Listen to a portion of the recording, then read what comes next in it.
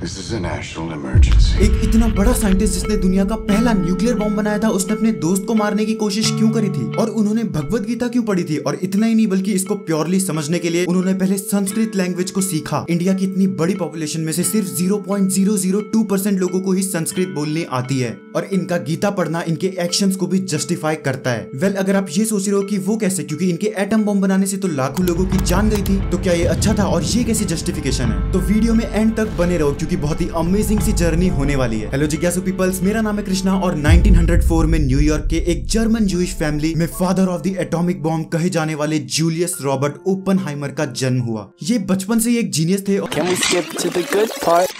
एक दिन जब ओपनहाइमर क्लास में लेक्चर ले रहे थे तो उन्होंने लेक्चर को सडनली छोड़कर बस ब्लैक बोर्ड को घूरना शुरू कर दिया और एक ही चीज को बार बार रिपीट कर रहे थे, the point is, the point is, the point is, जो बाकियों के लिए बहुत ही ज्यादा अजीब था और ये मेंटली इतना ज्यादा डिस्टर्ब थे कि इन्होंने अपने दोस्त को भी मारने की कोशिश करी थी। उनके दोस्त ने बताया कि जब भी रॉबर्ट को कुछ बोला जाता तो वो बहुत ही ज्यादा जल्दी अपसेट हो जाते। तो उनके दोस्त फर्ग्यूसन ने उन्हें एक गुड न्यूज देने का सोचा कि मेरी शादी होने वाली है, मेरी नहीं उनके दोस्त की। लेकिन इस न्यूज को सुनते ही ओपनहाइमर ने खुश होने की जगह बल्कि अपने दोस्त का ही गला दबा लिया। उस समय वो जैसे तैसे बचे थे और बाद में जाकर ओपनहाइमर के इस अजीब से बिहेवियर का पता चला जो था डायमेंशिया प्रीकॉक्स। ये एक मेंटल प्रॉब्लम है जिसमें पेशेंट को लगता है कि उसके अगल बगल में खड़े लोग उस पर जानलेवा हमला करने वाले हैं, लेकिन स्टिल इस डर के साथ जीते हुए उन्होंने हाइजेनबर्ग और कई बड़े साइंटिस्ट के साथ काम किया और एक बहुत ही इंपॉर्टेंट डिस्कवरी की जो थी ओपनहाइमर फिलिप्स प्रोसेस। इस प्रोसेस में ड्यूट्रॉन्स को किसी एटम के न्यूक्लियस पर बॉम्बार्ड किया जाता है जिससे उस एटम के न्यूक्लियस में मौजूद प्रोटॉन्स उससे अलग हो जाते हैं और वो एक हैवियर न्यूक्लियर आइसोटोप में कन्वर्ट हो जाते हैं। इस डिस्कवरी के बाद उन्हें न्यूक्लियर फिजिक्स बहुत ही आसान लगने लगी थी और वो लिटरली बोर होने लगे थे। इसलिए कुछ नया एक्सप्लोर करने के लिए उन्होंने साइंस से बिल्कुल उलट चीजों को एक्सप्लोर करना शुरू कर दिया और उन्होंने देखा कि सबसे ज्यादा वाइड और डीप माइथोलॉजी हिंदू माइथोलॉजी है और इसलिए उन्होंने हिंदू टेक्स्ट को समझने के लिए 1933 में बर्कली से संस्कृत को सीखना शुरू कर दिया और इसी बीच उनके संस्कृत प्रोफेसर ने उन्हें भगवत गीता पढ़ने को कहा।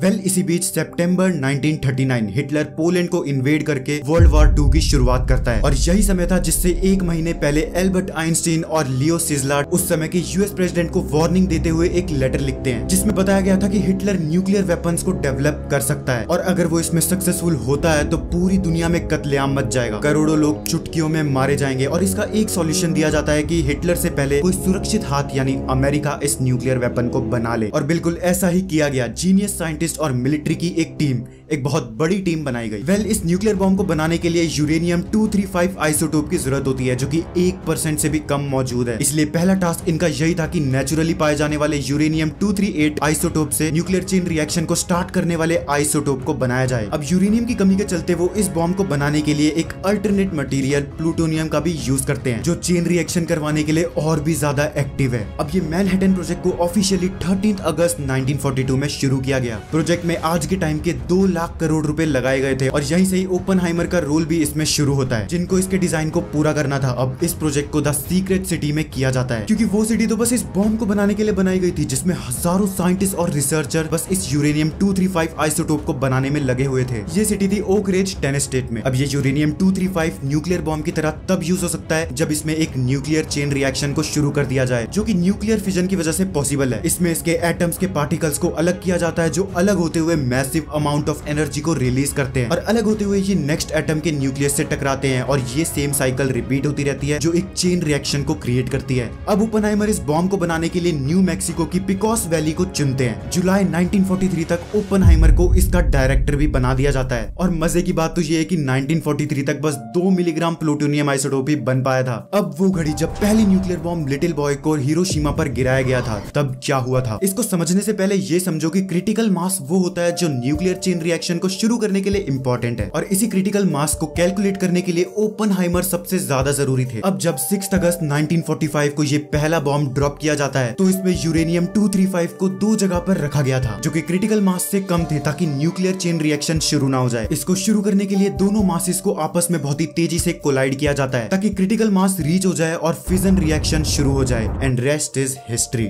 और इतना ही नहीं, इसके 3 दिन बाद 9 अगस्त को फैट बॉय जो कि प्लूटोनियम से बना था उसको नागासाकी पर ड्रॉप कर दिया जाता है। इसके फटने पर अलग मेथड को यूज किया जाता है जो है इम्प्लोजन मेथड जिसमें सेंटर में वही प्लूटोनियम को रखा गया था और इसके अराउंड बॉम्ब्स को रखा गया था जिनके फटने पर अंदर की तरफ हाई प्रेशर क्रिएट होता है और वही बस क्रिटिकल मास रीच हो जाता है और एक स्नैप में कई जिंदगियां खत्म। अब इसको यूज करने से पहले 16 जुलाई 1945 को न्यू मैक्सिको के डेजर्ट में इसका टेस्ट भी किया गया था, जिसका नाम दिया ट्रिनिटी। इसमें प्लूटोनियम बॉम्ब को ऐसे टावर से बांध दिया गया और फिर बाद में ब्लास्ट कर दिया गया, जिसमें टावर पिघला नहीं, लिटरली इवेपोरेट हो गया। और ये धमाका ओपनहाइमर की एक्सपेक्टेशन से इतना ज्यादा पावरफुल था कि लिटरली उनके मुंह से गीता के ये शब्द निकल गए थे।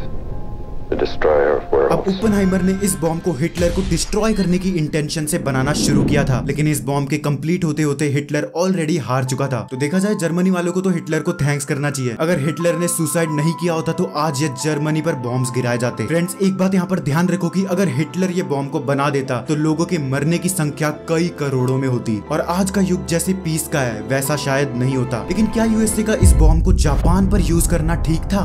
अब आयरनी ये है कि अगर यूएसए ऐसा नहीं करता तो ये वॉर कई साल और चलती, जिसमें बॉम्ब से तो 2 लाख सिविलियन मरे, लेकिन वॉर के ज्यादा चलने से ये नंबर इस 2 लाख से भी कई गुना ज्यादा होता। जिसका अंदाजा इस बात से ही लगाया जा सकता है कि फर्स्ट न्यूक्लियर अटैक के बाद भी जापान सरेंडर नहीं कर रहा था, लेकिन स्टिल सिविलियंस पर इस न्यूक्लियर वेपन का यूज करना जिसमें झटके में इतने सारे लोग वाइप आउट हो गए, वो हिस्ट्री का सबसे गलत मूव है मेरे हिसाब से। आपका क्या कहना है? ओपिनियन शेयर करो। ये वीडियो आपको इन्फॉर्मेटिव लगी तो एक लाइक करो, और अगर आप साइंटिफिक मंत्रा पर एक नए व्यूअर हो तो सब्सक्राइब करो, ताकि आप क्यूरियस लोगों के लिए ये क्यूरियोसिटी से भरी साइंस वीडियोस मिस ना हो जाए। मैं मिलता हूं आपको नेक्स्ट साइंस वीडियो में, तब तक के लिए आप ये वीडियोस देख सकते हो। Stay safe and keep learning. जय हिंद।